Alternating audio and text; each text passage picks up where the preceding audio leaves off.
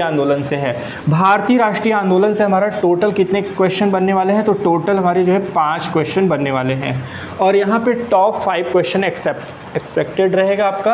और जो कि पहला वीडियो भी काफ़ी बेहतरीन था, उसे आप ज़रूर देखिएगा। आप 5 से 6 वीडियो में आपका पूरा भारतीय राष्ट्रीय आंदोलन खत्म हो जाएगा और कोई भी वीडियो 10 या 12 मिनट से ज़्यादा नहीं है, ठीक है। तो यानी कि आपका 1 घंटे के अंदर जो है आपका 5 क्वेश्चन पूरा तैयार हो जाएगा।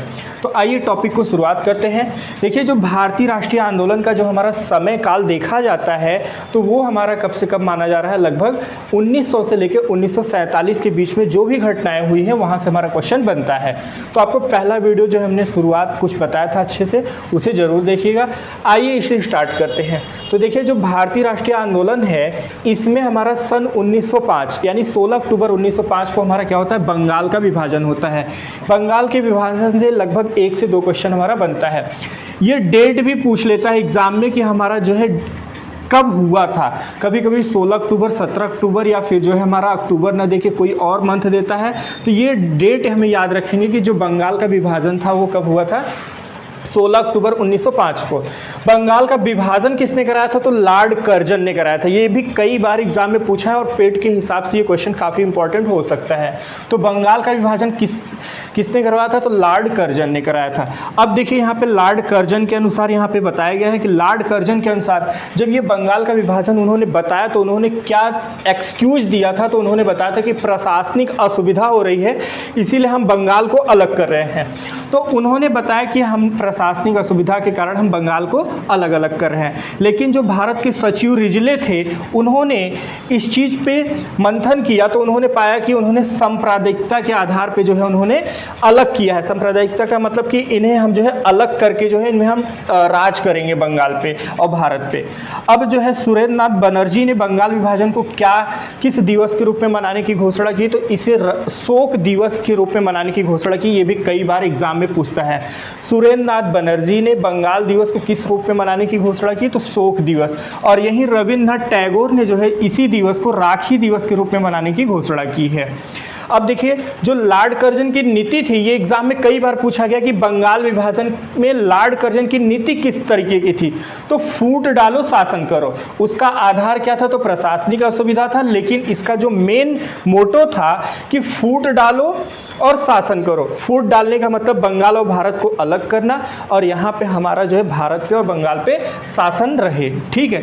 तो ये हमारा बंगाल विभाजन से काफ़ी इंपॉर्टेंट यहाँ पे है। बस इससे ज़्यादा क्वेश्चन बाहर आपसे नहीं पूछने वाला है।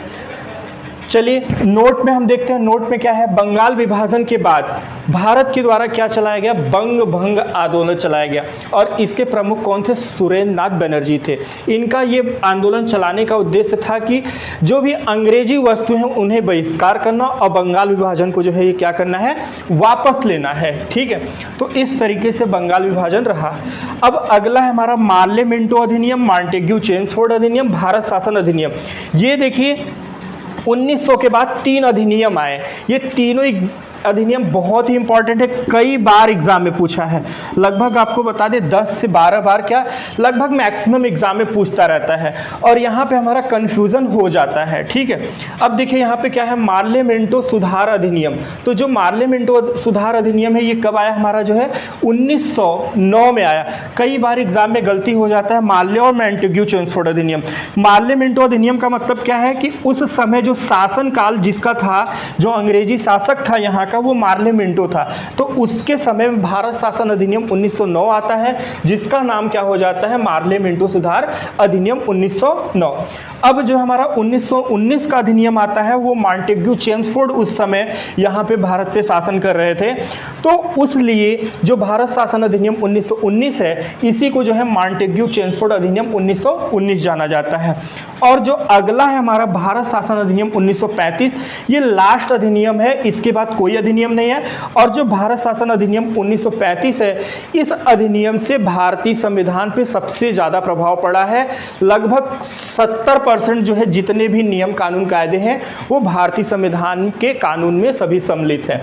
अब देखिए ये मार्ले और मिंटो हमें याद कैसे हो? तो देखिए मार्ले और मॉन्टेग्यू। मार्ले हमारा जो है देखिए यहाँ 1909 कम है, 1919 ज़्यादा है, तो मार्ले में 2 वर्ड है, तो ऐसे हम याद कर सकते हैं कि मार्ले पहले आएगा पहले कम अंक आता है, फिर उसके बाद जो हमारा अधिक अंक आता है। तो मार्ले में 1909 2 अंक आ रहा है, इसलिए हमारा मार्ले पहले रहेगा। मॉन्टेग्यू में लगभग 5 वर्ड आ रहा है और ये अधिक है, तो इसलिए हमारा 1919। या आप कोई भी ऐसे निमोनिक कोड बना के इसे याद कर लीजिएगा मार्ले और मिंटो में। भारत शासन अधिनियम कब आता है? 1935, और इस अधिनियम के बाद कोई भी अधिनियम नहीं आता है। देखिए, 2 चीज़ें और भी इम्पॉर्टेंट है। आपको हम पिछले वीडियो में भारतीय राष्ट्रीय कांग्रेस के अधिवेशन के बारे में बहुत ही बेहतरीन बताए हैं, उसे ज़रूर देखिएगा। 2 अधिनियम छूटा था, उसको भी आप देख लीजिए। देखिए, भारतीय राष्ट्रीय कांग्रेस का अधिवेशन कब होता है? 1907 में होता है। और ये अधिवेशन होता कहाँ, ये भी एग्जाम में कई बार पूछा है। तो सूरत में होता है। इसकी अध्यक्षता किसने किया था? तो रास बिहारी बोस ने किया था। रास बिहारी बोस। 1907 का अधिनियम कहाँ पे होता है? सूरत में होता है। इसकी अध्यक्षता रास बिहारी बोस करते हैं। इसमें होता क्या है? गरम दल और नरम दल क्या हो जाते हैं? अलग हो जाते हैं।